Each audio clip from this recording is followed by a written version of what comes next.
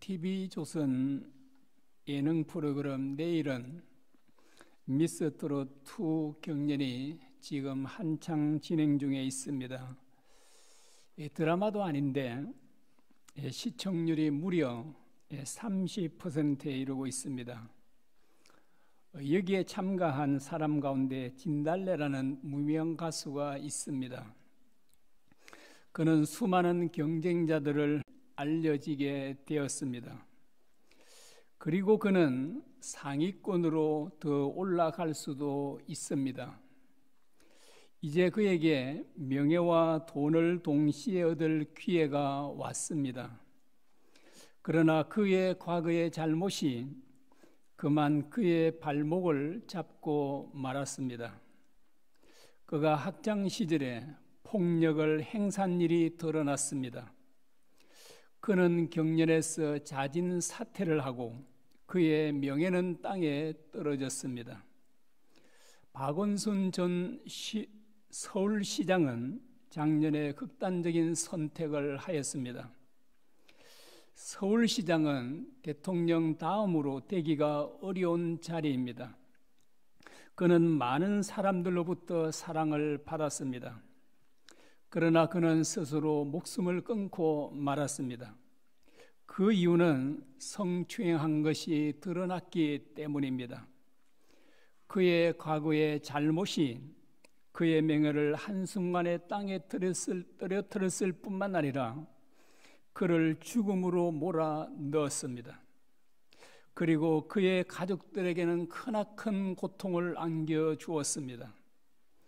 오거돈 부산시장도 부하 직원 강제 성추행으로 자진 사퇴하였습니다. 대통령이 총리나 장관 후보 지명을 하면 국회에서 인사청문회를 합니다. 지금까지 후보자들 가운데 문제가 없는 사람은 거의 없었습니다. 제가 인사청문회를 다 보지 못해 정확하게 알 수 없지만 제 기억으로는 야당에서 지지하고 기꺼이 동의해 준 장관은 한정혜 환경부 장관 한 사람밖에 없습니다. 총리나 장관 후보로 지명을 받고 인사청문회를 하다가 큰 어려움을 겪은 분들은 한두 사람이 아닙니다. 국회의원들 가운데 노회찬 의원만큼 깨끗한 분도 없을 것입니다. 그러나 그분도 부정한 돈을 받은 것이 드러나자 극단적인 선택을 하였습니다. 이것은 고위 공직자나 정치인들이 깨끗하게 산다는 것이 얼마나 어려운지를 알 수 있습니다. 그러면 그들에게만 부정과 잘못이 있고 일반 사람인 우리에게는 없습니까? 그렇지 않습니다. 우리도 그들과 다르지 않습니다. 우리도 얼마 되지 않는 세금도 어떻게든 작게 내려고 하지 않습니까?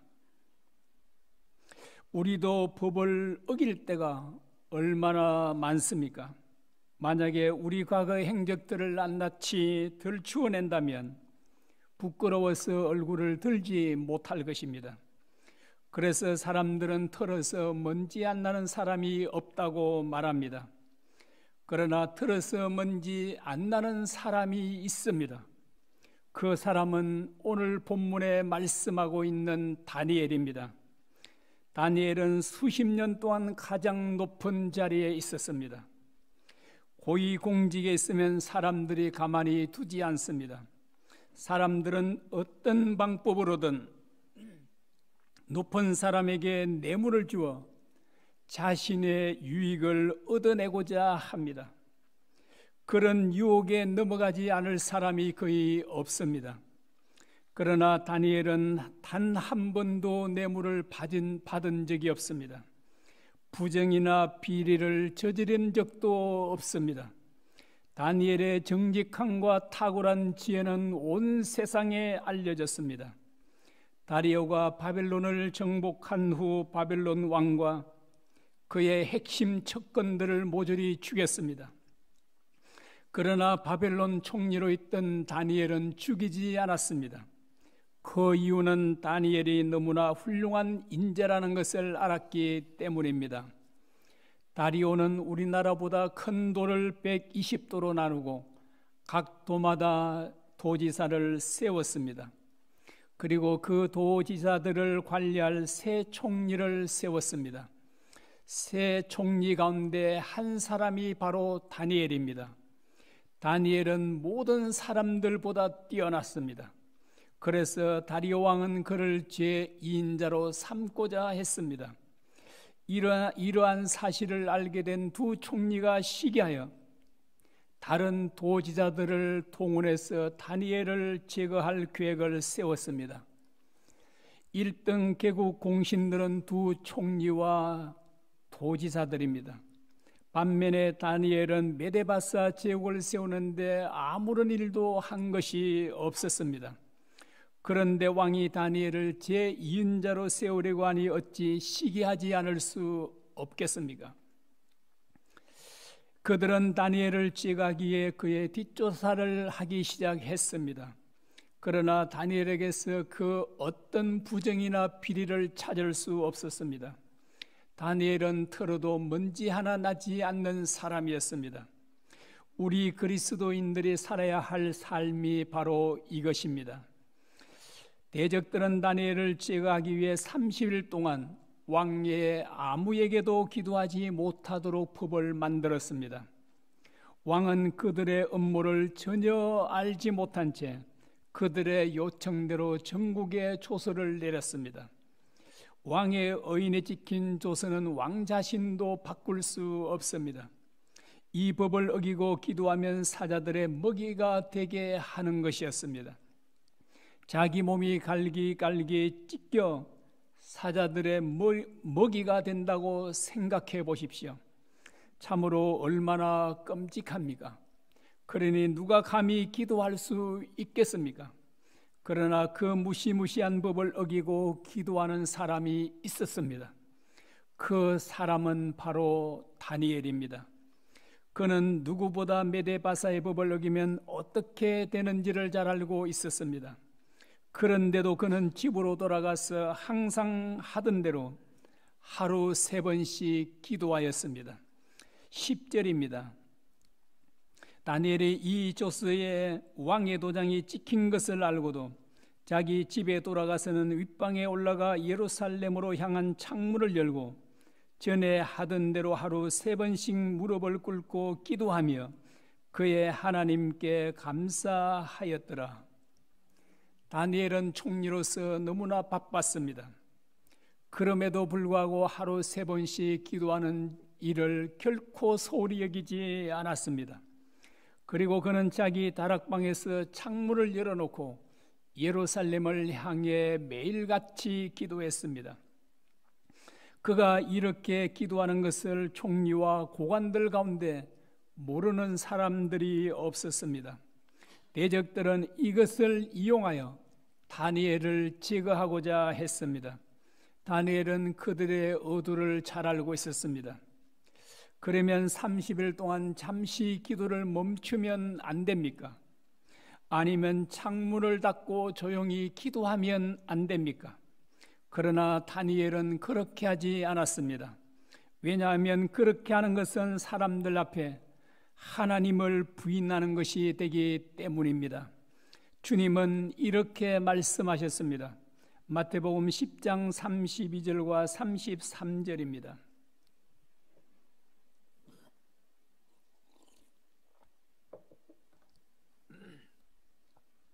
누구든지 사람 앞에서 나를 시인하면 나도 하늘에 계신 내 아버지 앞에서 그를 시인할 것이요 누구든지 사람 앞에서 나를 부인하면 나도 하늘에 계신 내 아버지 앞에서 그를 부인하리라.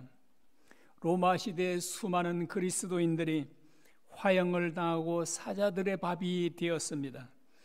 그들은 왜 이런 끔찍한 죽임을 당했습니까? 그것은 한 가지 이유 때문입니다. 그들이 주님을 자신들의 왕이라고 시인했기 때문입니다. 이와 같이 주님을 믿는다고 사람들 앞에 시인하는 것은 결코 쉬운 일이 아닙니다. 죽음까지도 각오해야 합니다.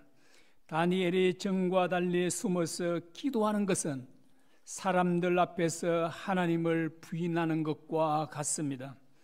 그러므로 다니엘은 사자밥에 되는 날이 있더라도 기도하는 것을 멈출 수 없었습니다. 매일 기도한다는 것은 매일 하나님을 신하는 신앙 고백입니다. 하나님과 매일 기도로 교제하는 사람은 자신도 모르게 하나님을 닮게 됩니다. 세상에서 가장 아름다운 사람이 있다면 그 사람은 하나님을 닮은 사람입니다. 하나님은 사랑으로 충만하십니다. 그러므로 하나님을 닮은 사람도 사랑으로 충만합니다. 사랑이 많은 사람보다 더 아름답고 멋진 사람은 없습니다. 병들고 가난한 자들을 극진히 사랑한 테레사 수녀님이 얼마나 아름답고 멋집니까? 나이가 많아 얼굴에 주름이 가득해도 온 세상 사람들이 그를 존경하며 사랑합니다. 세상을 떠난 지 벌써 24년이 되었지만 지금도 수많은 사람들의 입에 오르내리며 그를 흠모하고 사랑합니다. 세상의 사랑보다 더 아름다운 것은 없습니다. 사랑하는 교회 여러분, 아름답고 멋진 사람들이 되기를 원하십니까? 그렇다면 매일 하나님과 기도로 교제하시기 바랍니다.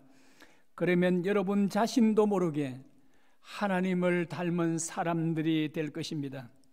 다니엘이 일평생 승리의 삶을 살 수 있었던 것은 매일 하나님께 나아가 기도했기 때문입니다. 우리 그리스도인들에게 기도보다 더 중요한 것이 있겠습니까? 매일 기도로 하나님과 교제하는 것보다 더 중요한 일은 없습니다.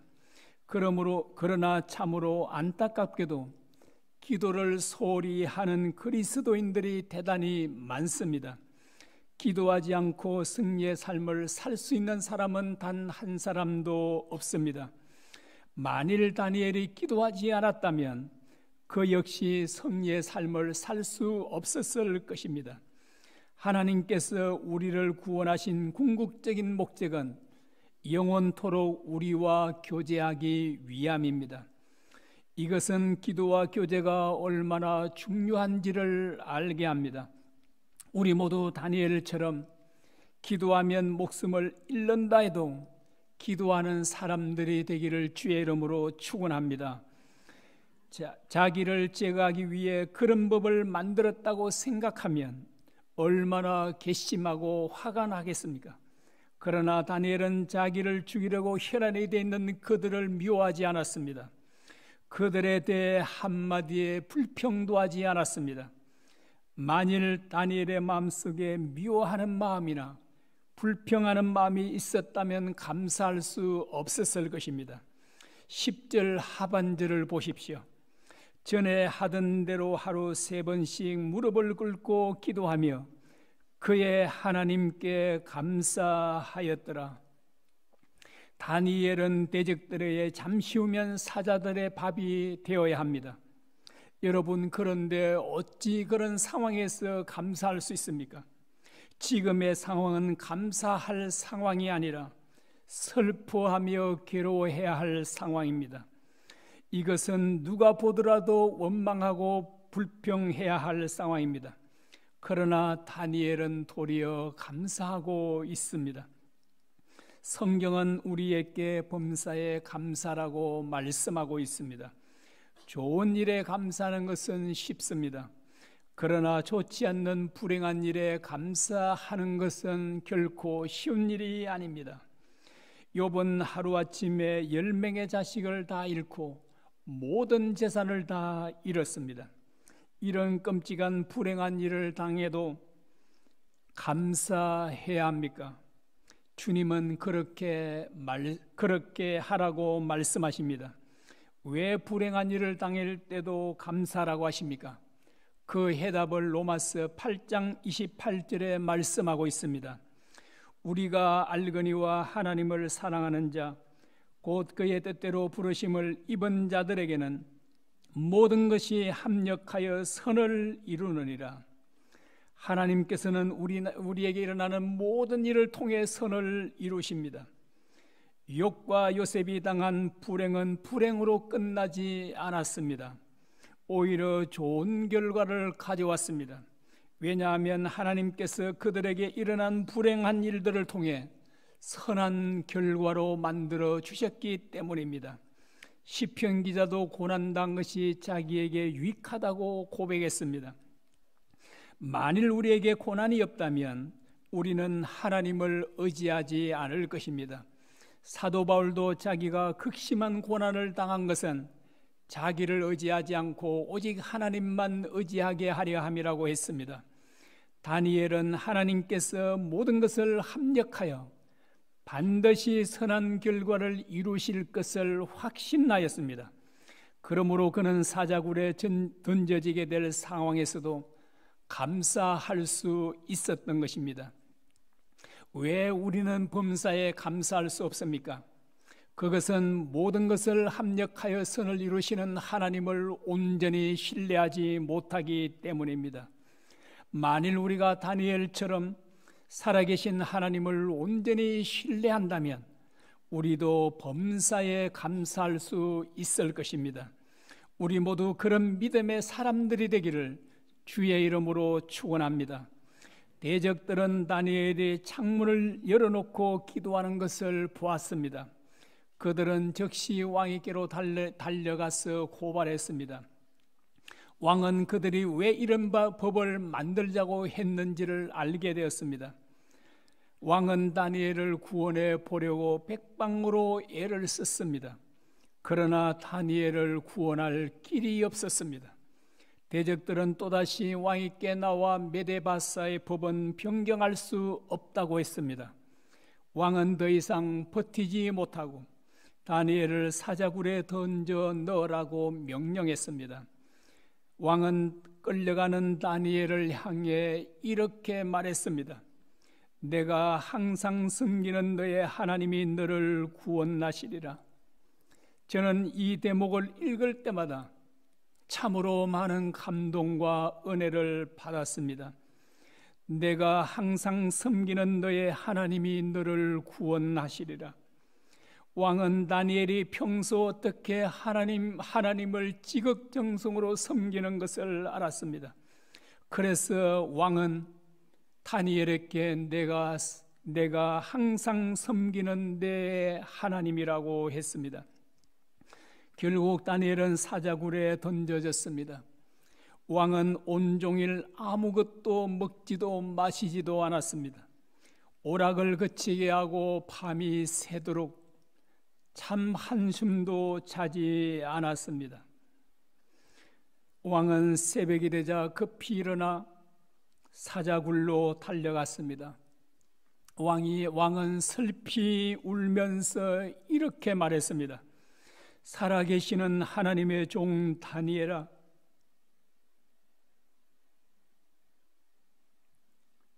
내가 항상 섬기는 내 하나님이 사자들에게서 너를 능히 구원하셨느냐?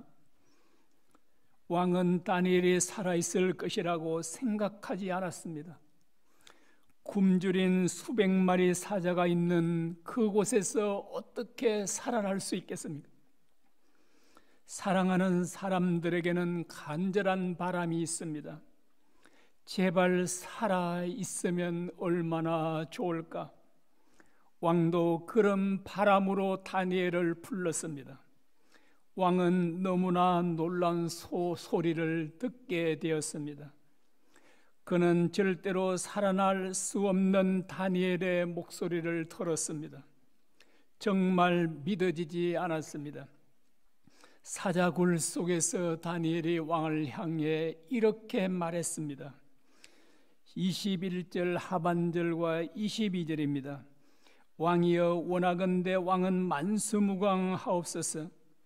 나의 하나님이 이미 그의 천사를 보내어 사자들의 입을 봉하셨으므로 사자들이 나를 상해하지 못하였사오니 이는 나의 무지함이 그 앞에 명백함이 오며 또 왕이여 나는 왕에게도 해를 끼치지 아니하였나이다. 여러분, 왕이 다니엘의 목소리를 듣고 얼마나 기뻐했겠습니까?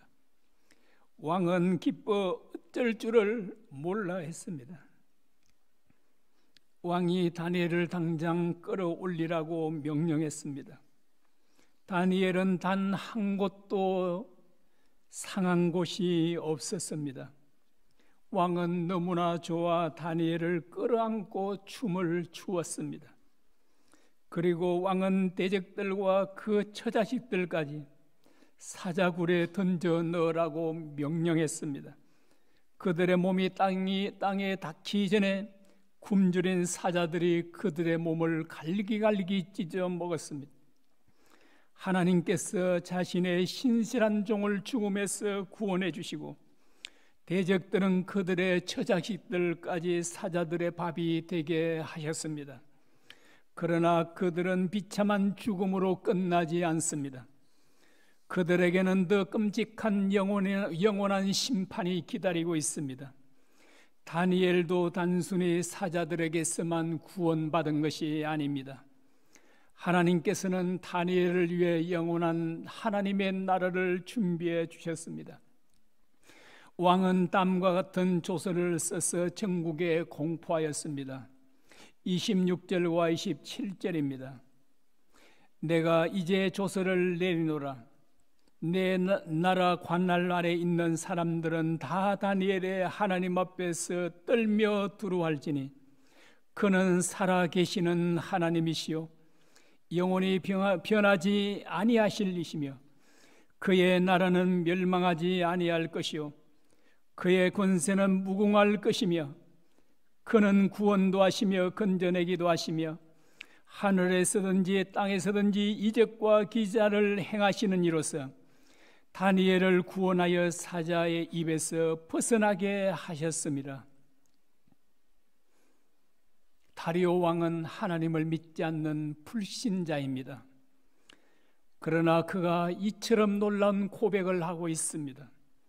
그는 하나님을 가리켜 살아계신 하나님이라고 했습니다. 만일 하나님이 살아계시지 않았다면 다니엘은 절대로 사자굴에서 나올 수 없었습니다. 다니엘이 사자굴에서 나온 것은 하나님이 살아계시다는 너무나 확실한 증거입니다. 하나님께서는 다니엘의 세 친구들을 용광로처럼 뜨거운 풀무불에서 구원해 주셨습니다. 용광로에 빠진 사람들이 어떻게 머리카락 하나 타지 않게 안을 수 있겠습니까? 하나님이 살아계시지 않고는 절대로 있을 수 없는 일입니다. 다리오 왕은 다니엘의 사자굴에서 살아나온 것을 보고 하나님께서 살아계시다는 것을 확신하였습니다. 여러분, 하나님은 살아계십니다.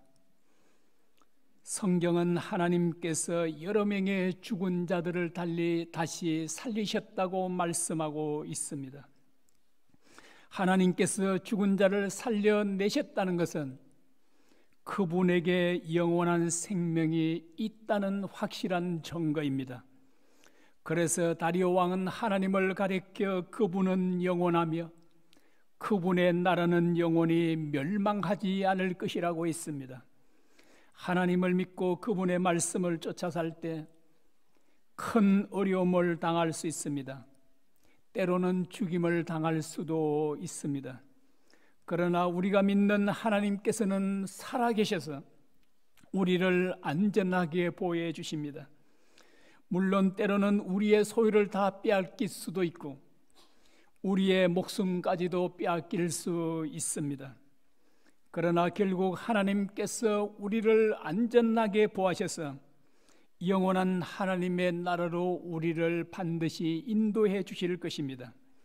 다니엘이 부정과 비리를 저지르지 않고 깨끗한 삶을 살 수 있었던 것은 살아계신 하나님을 실제로 믿었기 때문입니다. 영원히 살아계신 하나님을 믿을 때 이 세상의 것들을 추구하거나 욕심부리지 않을 수 있습니다. 욕심 없이 깨끗한 삶을 살 수 있는 비결은 영원히 살아계신 하나님을 실제로 믿는 것입니다. 저와 여러분도 다니엘처럼 털어도 먼지 나지 않는 깨끗한 삶을 살기를 주의 이름으로 축원합니다.